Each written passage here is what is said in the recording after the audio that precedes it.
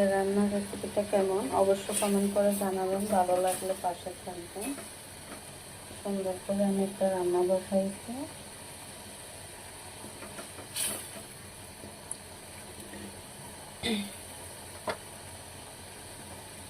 দেখুন অনেক লবণীয় হয়েছে আমার কক মুরগাটা।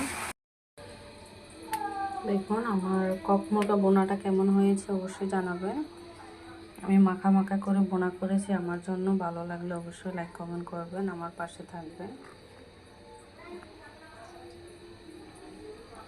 লোভনীয় তরকারিটা মাখা মাখা ঝোল দিয়ে আমি সুন্দর করে বোনা করেছি। আমার রেসিপিগুলো যদি ভালো লাগে অবশ্যই আমার পাশে থাকবেন।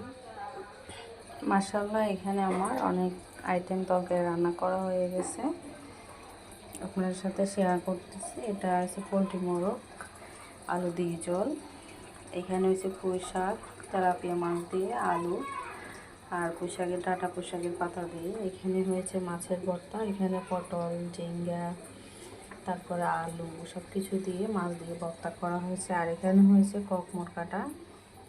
তো আমার এই আইটেমের তরকারিগুলো কেমন হয়েছে অবশ্যই কমেন্ট করে জানাবেন। কেমন লাগতেছে আমার আজকের এই অল্প কিছু রান্না যেগুলো আমরা সাধারণ মানুষের জন্য করি। ভালো লাগলে অবশ্যই লাইক কমেন্ট করবেন, পাশে থাকবেন।